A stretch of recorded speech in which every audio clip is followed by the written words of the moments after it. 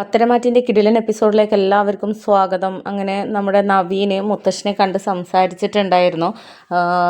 നന്ദുവിനെയാണല്ലോ നമ്മുടെ നവീൻ ഇഷ്ടം, പക്ഷെ അത് നന്ദുവിനെയാണ് പ്രണയിക്കുന്നത് എന്നുള്ളത് മുത്തശ്ശനോട് പറഞ്ഞിട്ടില്ല. പക്ഷേ തൻ്റെടികളായ പെൺകുട്ടികളെ കല്യാണം കഴിക്കുന്നത് നവീൻ്റെ അമ്മയ്ക്ക് താല്പര്യമില്ല, അത് മുത്തശ്ശൻ പറഞ്ഞു സമ്മതിപ്പിക്കണം എന്നുള്ളതൊക്കെ നമ്മുടെ മുത്തശ്ശനോട് പറഞ്ഞ് സംസാരിച്ചിരുന്നു. അങ്ങനെ നവീൻ്റെ ആ ഒരു വാക്ക് കേട്ടിട്ടും നവീനോടുള്ള ഇഷ്ടം കൊണ്ടും നവീൻ്റെ അമ്മയായിട്ടുള്ള പത്മയെ പറഞ്ഞ് മനസ്സിലാക്കാൻ വേണ്ടിയിട്ടും അവരോട് സംസാരിക്കാൻ വേണ്ടിയിട്ടും ഒക്കെ വരികയാണ്. അതേസമയം വീട്ടുകാരാണെങ്കിലും നവീൻ്റെ മനസ്സിലുള്ള പെൺകുട്ടി ആരാണെന്നുള്ളത് കണ്ടെത്തി കൊടുക്കാൻ വേണ്ടിയിട്ടും മുത്തശ്ശനോട് പറഞ്ഞിരുന്നു. പക്ഷേ അത് മുത്തശ്ശന് കണ്ടെത്താനൊന്നും കഴിഞ്ഞിട്ടില്ല. നവീനെ അക്കാര്യത്തിൽ പിടി കൊടുത്തിട്ടില്ല.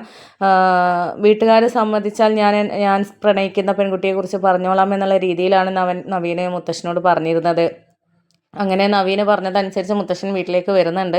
എന്നിട്ട് പത്മയോട് പറയുന്നുണ്ട്, മോൻ്റെ മനസ്സിലുള്ള പെൺകുട്ടി ഏതാണ് എന്നുള്ളതൊന്നും പറഞ്ഞിട്ടില്ല, പക്ഷേ പത്മത്തിന് തൻ്റെടികളായ പെൺകുട്ടികളെ ഇഷ്ടമല്ല എന്ന് പറഞ്ഞു. മോൻ്റെ രീതി ഇഷ്ടവും അത്തരത്തിലുള്ള പെൺകുട്ടികളോടാണെന്ന് തോന്നുന്നു. മോൻ്റെ സംസാരത്തിൽ നിന്നും ഞാൻ അതാണ് മനസ്സിലാക്കിയത് എന്നൊക്കെ ഇങ്ങനെ പറയുന്നുണ്ട് മുത്തശ്ശൻ. അപ്പോൾ ആ സമയത്ത് നവീൻ്റെ അമ്മ പറയുന്നുണ്ട്, അതെന്തായാലും നടക്കില്ല, കാരണം വീട്ടിൽ അടങ്ങി ഒതുങ്ങി നിൽക്കുന്ന പെൺകുട്ടികളെയാണ് എനിക്ക് ഇഷ്ടം, അല്ലാതെ തൻ്റെടികളായ പെൺകുട്ടികളെ ഇഷ്ടമല്ല എന്നൊക്കെ പറയുന്നുണ്ട്. അപ്പോൾ ആ സമയത്ത് മുത്തശ്ശൻ പറയുന്നുണ്ട്, അതുപോലെ ഉള്ള ഒരു പെൺകുട്ടിയാണ്, തൻ്റെടിയായിട്ടുള്ള പെൺകുട്ടിയാണ് നന്ദു, എൻ്റെ മരുമകളായിട്ടുള്ള കൊച്ചുമകളായിട്ടുള്ള നയനയുടെ അനിയത്തി. അവൾ തൻ്റെടിയാണ്, പക്ഷേ അതോടൊപ്പം തന്നെ നല്ലൊരു പെൺകുട്ടി കൂടിയാണ്, നയനമോളെ പോലെ തന്നെ നല്ല സ്വഭാവമുള്ള ഒരു പെൺകുട്ടിയാണ് എന്നൊക്കെ പറയുന്നുണ്ട്. അപ്പോൾ ആ സമയത്ത് നമ്മുടെ പത്മം പറയുന്നുണ്ട്, നന്ദുവിനെ കുറിച്ചൊന്നും പറയണ്ട, ആ പെൺകുച്ച് കോളേജിൽ പഠിക്കുന്ന സമയത്ത് തന്നെ ആൺകുട്ടികളുടെ ദേഹത്ത് കൈവച്ച് തുടങ്ങിയതാണ്, ഇപ്പോഴും അത് തുടരുന്നു എന്നേ ഉള്ളൂ, SI എന്ന് കരുതിയിട്ട് കൂടല്ലേ ഉള്ളൂ, ആൺകുട്ടികളെ മേലൊന്നും കൈവച്ച് നടക്കുന്ന പെൺകുട്ടികളെ എനിക്കിഷ്ടമല്ല, അത്രയും തൻ്റെടികളായിട്ടുള്ള പെൺകുട്ടികളെ ഇഷ്ടമല്ല, ഒരു പൈസയ്ക്ക് കൊള്ളത്തില്ല എന്നൊക്കെ പറയുന്നുണ്ട്. അപ്പോൾ ആ സമയത്ത് മുത്തശ്ശൻ അതങ്ങ് ഇഷ്ടപ്പെടുന്നില്ല. അങ്ങനെ മുത്തശ്ശൻ പറയുന്നുണ്ട്, പത്മ നീ ഏത് നൂറ്റാണ്ടിലാണ് താമസിക്കുന്നത്, നീ നിൻ്റെ സ്വഭാവം മാറ്റേണ്ട സമയം കഴിഞ്ഞിട്ടുണ്ട്, മാറി ചിന്തിക്കേണ്ട സമയം കഴിഞ്ഞിട്ടുണ്ട്, കാലഘട്ടം മാറിയിട്ടുണ്ട് എന്നൊക്കെ ഇങ്ങനെ മുത്തശ്ശൻ പറയുന്നുണ്ട്.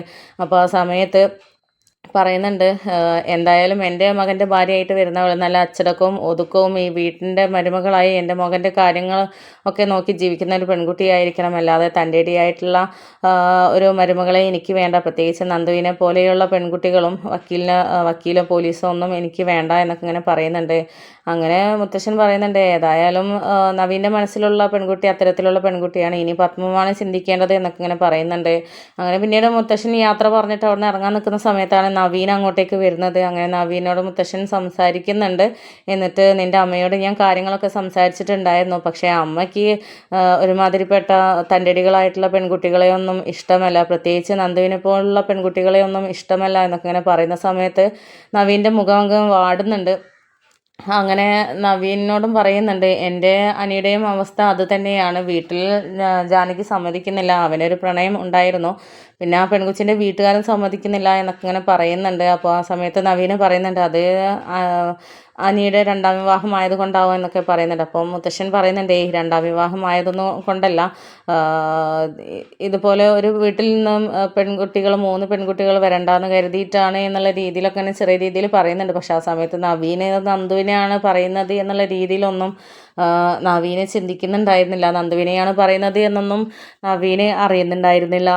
അങ്ങനെ പിന്നെ മുത്തശ്ശൻ പോകുന്നുണ്ട്, നവീന അകത്തോട്ട് വന്നിട്ട് പത്മത്തിനോട് സംസാരിക്കുന്നുണ്ട്. അപ്പം പത്മം പറയുന്നുണ്ട്, എന്താ മോനെ നിൻ്റെ മനസ്സിലുള്ള പെൺകുട്ടിയെക്കുറിച്ച് പറയാത്തത് എന്നൊക്കെ പറയുമ്പോൾ, അമ്മയ്ക്ക് എൻ്റെ മനസ്സിലുള്ള പെൺകുട്ടിയെക്കുറിച്ച് അറിഞ്ഞിട്ട് അമ്മ സമ്മതിക്കത്തൊന്നുമില്ലല്ലോ, തൻ്റെടികളായ പെൺകുട്ടികളെ ഇഷ്ടമല്ലല്ലോ എന്നൊക്കെ പറയുമ്പോൾ, എനിക്ക് തൻ്റെടികളായ പെൺകുട്ടികളെ ഇഷ്ടമല്ല, എൻ്റെ മകനെ നോക്കുന്ന, ഈ വീട് നോക്കുന്ന, എൻ്റെ മകൻ്റെ കാര്യങ്ങളൊക്കെ കണ്ടറിഞ്ഞ് ചെയ്യുന്ന, അതുപോലെ തന്നെ ഈ വീട്ടിൽ സ്ഥിരമായിട്ട് മക്കളുമായിട്ട് മകൻ്റെ കൂടെ എൻ്റെ കൂടെ എൻ്റെ മരണം വരെ എൻ്റെ കൂടെ നിൽക്കുന്ന ഒരു മരുമകളാവണം എന്നൊക്കെ ഇങ്ങനെ പറയുന്നുണ്ട്. അപ്പോൾ ആ സമയത്ത് അതൊക്കെ ആവുമല്ലോ അമ്മയെന്നൊക്കെ പറയുമ്പോൾ, ശരി, അങ്ങനെയുള്ളൊരു പെൺകുട്ടിയെ നീ ചൂണ്ടിക്കാണിച്ചാൽ ഞാൻ വിവാഹം ചെയ്യാൻ വേണ്ടിയിട്ട് സമ്മതിക്കാം, പക്ഷേ നന്ദുവിനെ പോലുള്ള ആണുങ്ങളെയൊക്കെ അടിച്ചൊതുക്കുന്ന രീതിയിലുള്ള പെൺകുട്ടികളെ എന്തായാലും ഞാൻ അംഗീകരിക്കത്തില്ല എന്നൊക്കെ ഇങ്ങനെ ഉറച്ച് പറയുകയാണ്. അപ്പോൾ ആ സമയത്ത് നമ്മുടെ നവീൻ്റെ മുഖം അങ്ങ് മാറുന്നുണ്ട്, കാരണം നന്ദുവിനെ പോലുള്ള ഒരു പെൺകുട്ടികളെ ഒരിക്കലും മരുമകളായി സ്വീകരിക്കില്ല എന്നാണ് പത്മം പറഞ്ഞത്.